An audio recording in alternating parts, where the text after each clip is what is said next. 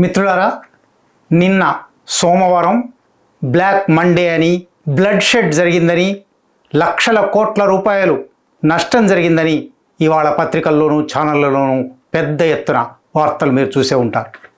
ఏమిటి black Monday? Stock మార్కెట్లలో blood shed అంటే అర్థం ఏమిటి? అమెరికా అధ్యక్షుడు డొనాల్డ్ ట్రంప్ దేశాల మీద, ఆ దేశాలతో తనకున్న వాణిజ్యం మీద తీవ్రమైన ఆంక్షలు విధించి ప్రతీకార సుంకాల పేరుతో సుంకాలను పెంచినప్పుడు ఆయా దేశాలలో కొన్ని, ముఖ్యంగా యూరప్ దేశాలు, చైనా తమ ప్రతిస్పందనను మరిన్ని సుంకాల ద్వారా ప్రకటించాయి. దానితో ప్రపంచ ఆర్థిక వ్యవస్థలన్నీ అల్లకల్లోలమైపోతూ ఉన్నాయి. ఆయన తన ప్రతీకార సుంకాల ప్రకటనను గత శుక్రవారం చేశాడు.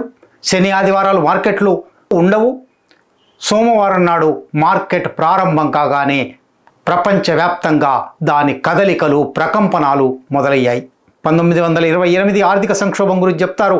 స్టాక్ మార్కెట్లు కుప్పకూలాయని. అట్లా గత 7-8 దశాబ్దాలలో 5-6 సార్లు మాత్రమే జరిగింది. ఈసారి అటువంటి ఒక పెద్ద సంక్షోభానికి దారితీయనున్నదా అనిపించే స్టాక్ మార్కెట్ పతనాలు ప్రారంభమయ్యాయి.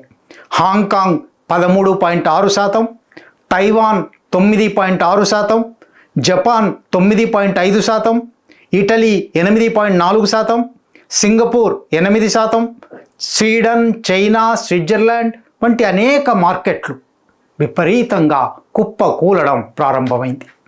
ఇది ప్రపంచ దేశాలన్నిటా ట్రంప్ విధానాలకు ఒక ప్రతిస్పందనగా స్టాక్ మార్కెట్లు ఒక సూచన ఇస్తూ ఉన్నాయి. ఇంకా ఎన్ని సూచనలు రానున్నాయో, ఆయా దేశాలలోని వ్యవసాయ, పారిశ్రామిక, సేవా రంగ మార్కెట్లు ఇంకా ఎట్లా ప్రతిస్పందిస్తాయో ఇప్పటికీ పూర్తిగా తెలియదు. ఇప్పటికే కేవలం స్టాక్ మార్కెట్ ప్రతిస్పందన వచ్చింది. ఇది భారతదేశంలోనే చూస్తే, భారతదేశంలో సెన్సెక్స్ అనేది బొంబాయి స్టాక్ ఎక్స్చేంజ్లో, బిఎస్సిలో 30 కీలకమైన కంపెనీల షేర్లు, స్టాకులు కలిపి వాటి ఇండెక్స్ తయారు చేశారు, సూచి తయారు చేశారు. ఆ సూచీని సెన్సెక్స్ అంటారు. కేవలం 30 కంపెనీల సూచి ఇది. ఈ 30 కంపెనీల సూచీలో ఒకే ఒక్క కంపెనీ, హిందుస్థాన్ యూనిలివర్ మినహా 29 కంపెనీలు నష్టపోయాయి. 29 కంపెనీలు కుప్పకూలాయి. ఒక దశలో ఈ తరుగుదల 5% దాకా పోయింది. చివరికి ట్రేడింగ్ ముగిసే సమయానికి 3% దగ్గర ఆగింది. అట్లాగే స్టాక్ మార్కెట్లలో 50 ప్రధానమైన షేర్ల మీద ఆధారపడిన నిఫ్టీ 50 అనేది ఉంది. ఈ నిఫ్టీ 3.24% తగ్గింది. మొత్తం తరుగుదలను డబ్బు రూపంలో చెప్పినట్టయితే ఒక దశలో స్టాక్ల విలువ, షేర్ల విలువ 20 లక్షల కోట్ల రూపాయలు పడిపోయింది. చివరికి ట్రేడింగ్ ముగిసే సమయానికి అది 14 లక్షల కోట్ల రూపాయల దగ్గరికి ఆగింది. 14 లక్షల కోట్ల రూపాయలు ఒక్క సోమవారం నాడు భారతదేశంలోని స్టాక్ మార్కెట్లలో ఆవిరైపోయాయి. ఇందులోనూ ప్రత్యేకించి స్టాక్ మార్కెట్లలో, షేర్లలో తమ కంపెనీల షేర్లను వ్యాపారం చేసే అత్యంత సంపన్నులు టాప్ 5 అగ్రస్థానం నుంచి 5 85,800 కోట్లు నష్టపోయారు. 14 లక్షల కోట్లలో 5 మాత్రమే దాదాపు 1,00,000 కోట్ల రూపాయలు నష్టపోయారు. అంబానీ 24,882 కోట్ల రూపాయలు, అదానీ 24,024 కోట్ల రూపాయలు, జిందాల్ 19,734 కోట్ల రూపాయలు, హెచ్సిఎల్ టెక్, శివ నాడార్ 7,740 కోట్ల రూపాయలు. ఫార్మాస్యూటికల్స్, ఔషధ రంగం మీద ప్రతీకార సుంకాలు విధించలేదు. తర్వాత ఎప్పుడో విధిస్తానన్నాడు కానీ ఇప్పటికైతే లేవు. అయినప్పటికీ ఫార్మా రంగం కూడా ప్రతిస్పందిస్తూ ఉంది. సన్ ఫార్మా, దిలీప్ సంఘ్వి 5,423 కోట్లు నష్టపోయాడు. స్టీల్, ఉక్కు, ఇనుము రంగాల మీద ప్రతీకార సుంకాలు 27% దాకా విధించాడు. అందువల్ల భారతదేశం నుంచి ఎగుమతి అయ్యే ఇనుము, ఉక్కు, ఇనుప ఖనిజం కానీ, ప్రాసెస్డ్ ఇనుము కానీ లేదా ఉక్కు కానీ వీటి ఎగుమతుల మీద దెబ్బపడుతుంది. అందువల్ల భారతదేశంలోని ఇనుము, ఉక్కు పరిశ్రమ దెబ్బతింటుంది అనే మాట మనం గతంలో కూడా చెప్పుకొనున్నాం. నిన్న ఒక్కరోజు నేషనల్ అల్యూమినియం కంపెనీ నాల్కో 8.18% పతనమైంది. టాటా స్టీల్ 7.73% పతనమైంది. JSW steel 7.58%, SAIL steel authority of India limited అంటే దీనిలో ప్రభుత్వ రంగ సంస్థలు ఉన్నాయి, ప్రైవేట్ రంగ సంస్థలు ఉన్నాయి. Steel authority of India limited 7.06%, Jindal steel and power limited 6.9%, Vedanta 6.9%, Jindal stainless steel 6.36%, Hindalco 6.26%, NMDC national mineral development corporation 5.75%, Hindustan zinc 4.89% నష్టపోయాయి. ఏ లోహాల దిగుమతుల మీదనైతే ట్రంప్ ప్రతీకార సుంకాలు విధించాడో దాదాపు ఆ కంపెనీలన్నీ ఒక్కరోజు 5% నుంచి 10% దాకా తమ విలువను పోగొట్టుకున్నాయి. భారతదేశంలోని సెన్సెక్స్ కానీ, నిఫ్టీ కానీ, ఇతర స్టాక్ మార్కెట్లలో కానీ ఎవరెవరు అతి ఎక్కువ నష్టపోయారు అని చూస్తే Tata steel 7.73%, Larsen and Toubro దేశవ్యాప్తంగా అనేక నిర్మాణాలలో ఉన్న కంపెనీ, దానికే స్వయంగా సిమెంట్ కంపెనీలు ఉన్నాయి, దానికి స్టీల్ ఉత్పత్తితో సంబంధం ఉంది, 5.78% పడిపోయింది. Tata Motors 5.4%, Kotak bank 4.33%, Mahindra and Mahindra 4.11%. ఇప్పటికీ సాఫ్ట్వేర్ మీద ప్రతీకార సుంకాలు లేవు. అయినప్పటికీ ఈ మొత్తం మార్కెట్ సెంటిమెంట్ వల్ల ఇన్ఫోసిస్ కూడా 3.75% తగ్గింది. ఈ రంగాలన్నిటి మీద పడిన ప్రభావం వల్ల ఈ రంగాలతో లావాదేవీ ఉన్న బ్యాంకింగ్ రంగం కూడా కుప్పకూలడం ప్రారంభమైంది. Axis bank 3.72%, ICICI bank 3.54%, HDFC bank 3.24% పతనమయ్యాయి. నాణ్యానికి ఇదంతా ఒక ముఖం. నిజంగానే 14 లక్షల కోట్ల రూపాయలు పతనమయ్యాయా? 14 లక్షల కోట్ల రూపాయలు ఆవిరయ్యాయా? వీటి విలువల్లో 7%, 8%, 10% అని చెప్పుకుంటున్నాము. అది పోయినట్టేనా? ఇక్కడ స్టాక్ మార్కెట్ల గురించి, స్టాక్ మార్కెట్లోని విలువ గురించి ఒక సూక్ష్మం తెలుసుకోవాలి. ఇప్పుడు చెప్పిన 14 లక్షల కోట్ల రూపాయలు కానీ, 8,000 కోట్ల రూపాయలు కానీ, 88,000 కోట్ల రూపాయలు కానీ ఇదంతా నోషనల్ వాల్యూ. ఇది ఊహాత్మక విలువ మాత్రమే. ఎందువల్ల ఊహాత్మక విలువ? స్టాక్ మార్కెట్ అనేదే ఒక జూదం. ఈ షేర్ మీద ఇప్పుడు ఇంత పెడితే తర్వాత అంత రాబోతుంది అనే ఒక చట్ట వ్యాపారపు విలువ అది. నిజానికి ఆ కంపెనీ సాధించిన ప్రగతి కానీ, ఆ కంపెనీ సాధించిన ఉత్పత్తి కానీ, ఆ కంపెనీకి వచ్చిన నష్టాలు కానీ, లాభాలు కానీ వీటి మీద ప్రభావం ఉండడం లేదు. మార్కెట్ సెంటిమెంటాలిటీ అంటారు. ఒక రాజకీయ నిర్ణయం జరిగితే, ఒక నైసర్గిక పరిణామం జరిగితే, ఒక సైనిక కుట్ర జరిగితే, ప్రపంచంలో ఎక్కడ ఏమి జరిగినా స్టాక్ మార్కెట్లు స్పందిస్తూ ఉన్నాయి. స్టాక్ మార్కెట్ల స్పందన అంటే ఏమిటంటే వాటి స్టాక్లను, తమ దగ్గర ఉన్న షేర్లను, స్టాక్లను అమ్మకానికి పెట్టడం.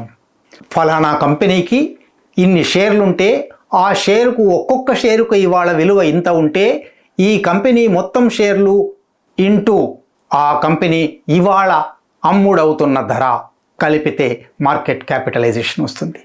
అంటే మార్కెట్లో దాని విలువ ఇవాళ అందరూ అదే రేటుకు ఆ స్టాక్, ఆ షేర్ కొంటారా లేదా అనే దాన్ని బట్టి ఎక్కువ మంది అమ్మకానికి వస్తే దాని విలువ సాధారణంగా పడిపోతుంది. అందువల్ల మార్కెట్ క్యాపిటలైజేషన్ అంతా ఉండదు. లేదా ఎక్కువ మంది కొనడానికి సిద్ధపడుతుంటే దాని విలువ పెరిగిపోతుంది, మార్కెట్ క్యాపిటలైజేషన్ పెరుగుతుంది. కనుక ఇది ఒక జూదపు విలువ. ఈ నోషనల్ సంపదను గుర్తించవలసిన అవసరం ఏమీ లేదు.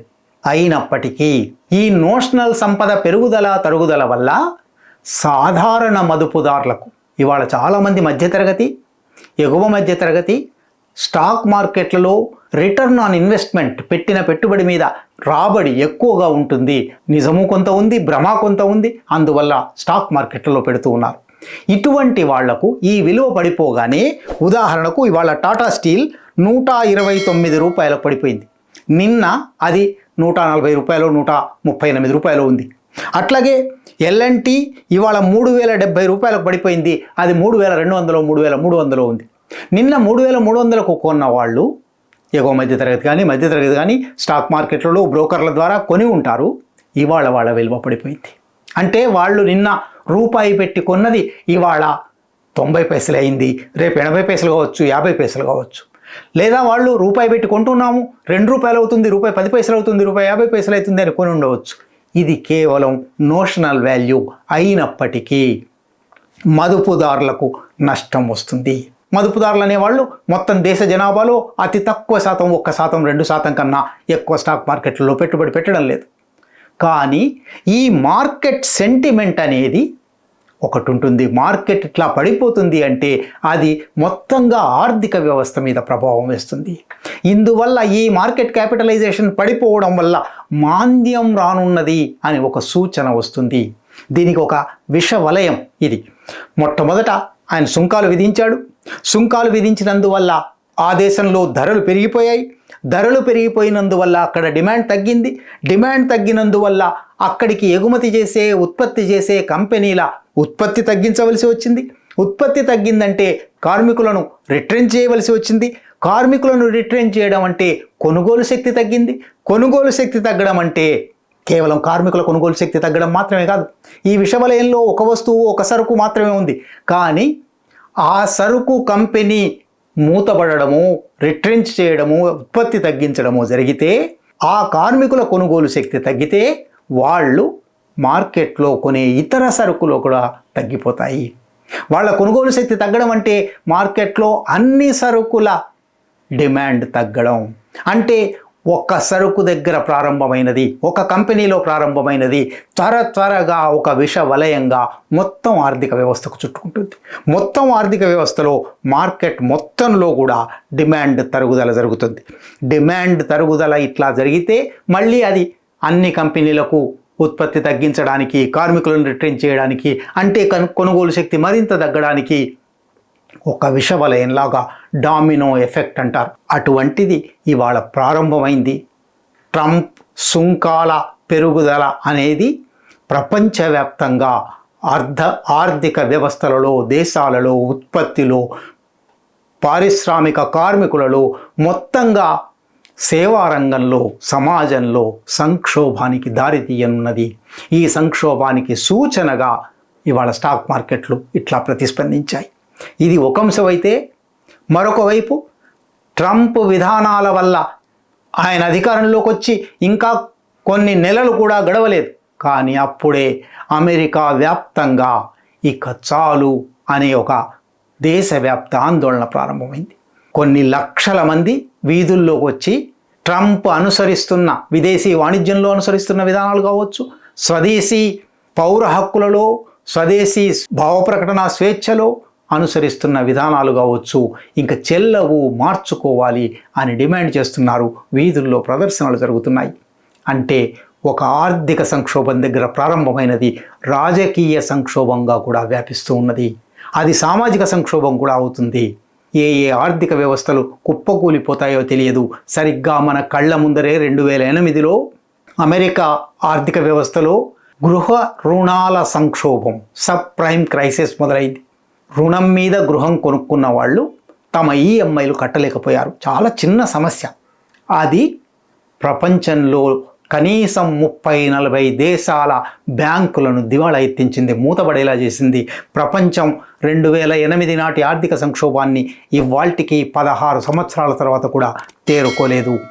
ఇటువంటి స్థితిలో ట్రంప్ మరొక సంక్షోభానికి మార్గం వేశాడు.